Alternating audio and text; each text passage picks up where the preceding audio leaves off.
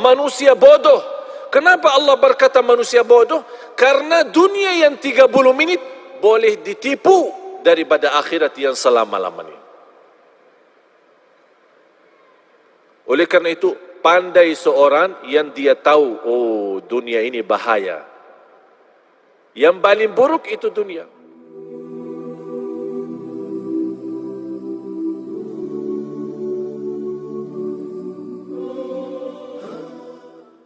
Dia undang saya ke rumah. Dia punya rumah bagus besar. Baru jadi. Dia bawa acara syukuran. Baru satu kali. Sebelum acara syukuran, yang punya rumah dia bawa saya tengok. Bagaimana mewah, bagus. Sudah berapa milion habis. Saya bercakap, ini bagus rumah, tapi lebih bagus rumah surga. Kalau Tuhan dan nilai harga rumah ini bangun masjid, itu dapat nanti di akhirat. Kalau ini rumah, Tuhan sudah siap, belum tentu nikmat. Abah jawab, InsyaAllah kalau ada rezeki saya bikin masjid lagi. Dia sudah bikin rumah bagus, mewah, mahal, jutaan habis. Dia masih berkata, kalau ada rezeki, InsyaAllah saya bikin masjid lagi. Saya cakap, tidak perlu tunggu rezeki. Tuhan sudah ada rezeki, itu saja cukup untuk masjid. Abah jawab, yang saya ada, saya simpan untuk keluarga. Kenapa Tuhan? Takut miskin. Kalau ini habis, tak ada lagi ya, miskin. Yang jadikan dulu dari miskin jadi kaya siapa? Allah. Allah juga boleh kaya jadi miskin. Orang fikir sekarang boleh tahan kaya karena simpan harta. Itu pemahaman yang keliru, salah, bodoh manusia. Dia belum tahu boleh simpan tapi Allah hancurkan. Kun fayakun, habis.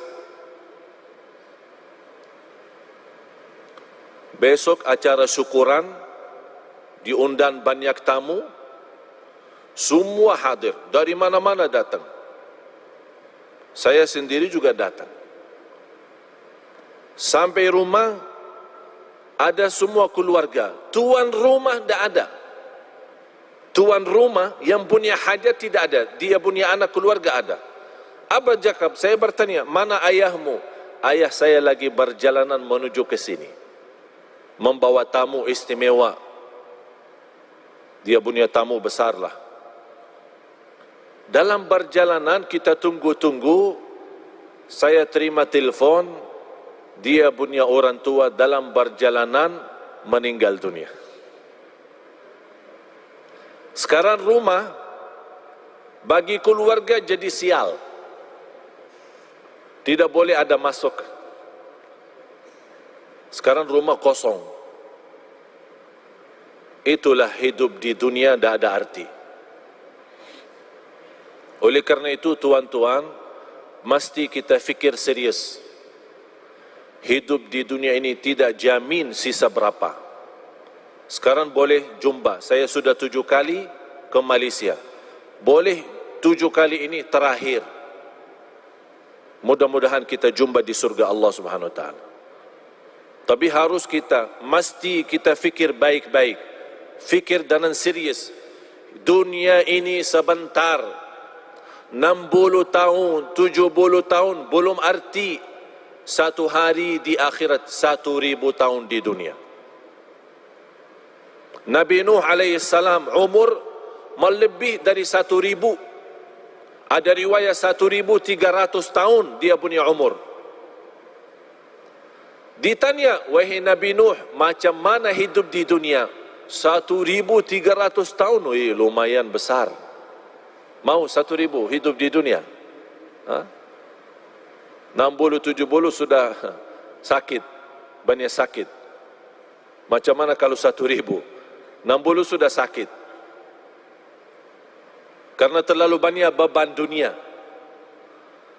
Jawab Nabi Nuh, 1300 tahun itu macam saya masuk satu pintu, keluar pintu lain. Sekarang ini kan ada 2 pintu masjid. Masuk sini, keluar sini. Kira-kira berapa menit? Hanya lewat kan? Dari pintu masuk, keluar pintu lain. Tidak lebih dari 2 menit, 3 menit.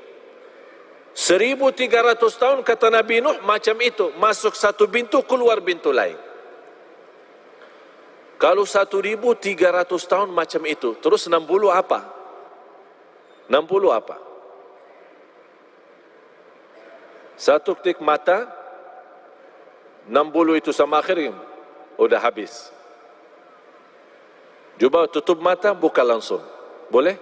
Cuba tutup mata, buka langsung. Habis 60. Oleh karena itu, kalau tuan-tuan masih ingat, lagi dilahirkan, apa yang dibuat pas lahirkan? Diazan kan? Diazan. Kenapa diazan? Ini bukan hanya sebuah sunnah, tapi mesti kita belajar. Diazan di telinga kanan, diikamah di telinga kiri. Kemudian kalau kita meninggal dunia disalati, salat jenazah. Saya dapat belajaran, saya pernah berfikir, ya Allah, kenapa kita lahir dunia di azan, meninggal dunia di salat? Saya dapat belajar, habis berfikir, minta ilham dan taufik dari Allah, saya dapat umur manusia antara azan dan salat. Umur manusia antara azan dan salat. Kalau sekarang kita masuk masjid, mula azan, selesai salat, berapa menit? Macam berapa menit? 15 menit? 20 menit? Saya kasih bonus 30 menit. Mula azan sampai selesai salat 30 menit. Artinya tuan-tuan, hidup kita di dunia sama akhirat hanya 30 menit. 60 tahun 30 menit sama di akhirat. Tapi banyak orang yang sudah tertipu oleh 30 menit. Itulah kata Allah, innahu kana zaluman jahula, sungguh manusia sangat zalim dan sangat bodoh. Mohon maaf tuan-tuan, kita sebagai manusia tapi bodoh. Kenapa bodoh? Ini kata Allah, manusia bodoh. Kenapa Allah berkata manusia bodoh? Karena dunia yang 30 menit boleh ditipu daripada akhirat yang selama-lamanya. Oleh karena itu, pandai seorang yang dia tahu, oh dunia ini bahaya. Yang paling buruk itu dunia. Dunia ini fitnah. Harta itu fitnah. Keluarga itu fitnah. Pandai seorang yang boleh jaga diri dari fitnah. Jangan sampai terjumus dalam fitnah. Kalau kita sudah terjumus dalam fitnah, na'udzubillah, susah dunia, susah akhirat. Tapi kalau kita kurbankan dunia, selalu utamakan akhirat, sungguh Allah akan datangkan dunia kepada kita. Allah datangkan. Ini dunia milik siapa? Milik Allah. Bukan milik kita. Apapun yang kita berjuangkan, mesti kita yakin tidak akan lebih daripada apa yang ditentukan oleh Allah. Mau kerja 8 jam, mau kerja 24 jam, sama rezeki yang Allah takdirkan, itu saja, tidak boleh lebih. Oleh karena itu, mesti kita berfikir lagi, perbaiki fikiran kita, pemahaman kita terhadap dunia, dan fikirkan setiap hari kita boleh mati.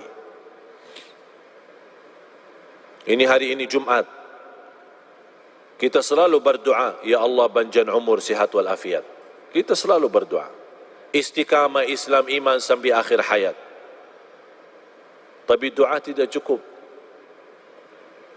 Kalau sudah datang kematian, boleh orang dia masuk masjid, salat Jumat, meninggal dunia. Sebelum dia datang ke masjid, dia sudah bagi berita, bagi kabar, bagi telefon, ada janji, ada meeting, ada urusan. Nanti saya lagi mau salat Jumat di Darussalam, lepas Jumat insya-Allah kita jumpa makan siang sama-sama. Kawannya tunggu 1 jam, 2 jam, ini mana? Di telefon. Mohon maaf, telefon yang anda hubungi non-aktif, tidak dapat dihubungi. Ini macam mana? Besok dia cari, kawan mana ini? Saya sudah janji, lepas Jumat mau makan sama-sama. Sudah almarhum, meninggal dunia. Dan yang saya heran, kalau ada berita orang meninggal dunia, selalu ada orang tanya, kenapa dia? Sakit apa? Tidak perlu sakit kalau meninggal. Tidak perlu sakit. Ada orang, saya kenal satu kawan, dia punya orang tua sakit, masuk hospital. Dia punya anak selalu datang, rawat terus sana sini. Sampai kata dokter, ini ayah sudah susah. Sejarah medis, dokter angkat tangan, tidak boleh dapat. Mungkin mau habis umur, udah. Anak nangis, ayah saya mau meninggal dunia. 3 hari kemudian, ayahnya sehat, keluar dari hospital, kuburkan dia punya anak. Anak meninggal. Anak yang meninggal. Dokter kata orang tua meninggal, tapi anak yang meninggal. Siapa yang kuburkan? Orang tua kuburkan anak. Begitu dunia. Tidak aman soal mati, tidak aman. Orang sakit kemarin di hadapan mata saya, pengantin baru masuk hotel, ada acara pesta, masuk hotel, senang, bahagia, masih muda. Dia menceritakan sebelum masuk naik di atas panggung tempat resep pesta, banyak tamu datang, dia cakap sama saya, lepas acara ini saya mau bulan madu ke Inggris. Saya bilang, saya bagi nasihat. Karena Allah bagi nikmat nikah, mesti ada nawaitu lebih baik. Nawaitu saja, belum tentu ada amal. Nawaitu selepas acara ini saya mau umrah, bulan madu umrah. Jadi jangan nawaitu Inggris, nawaitu umrah. Nanti tidak apa-apa Inggris belakangan. Tapi dia belum faham apa yang saya maksud. Begitu dia senang dan dia berencana sama orang tua mau siap-siap. Lepas acara langsung berangkat ke Inggris. Orang-orang masih pesta, tamu-tamu lagi makan. Orang pertama datang salaman, ucapkan tahniah, meninggal dunia. Langsung dia berdiri, jatuh. Orang fikir apa? Mungkin pingsan. Dibawa langsung meninggal dunia. Inggris tidak dapat, bulan madu tidak dapat, bulan madu di dalam kubur.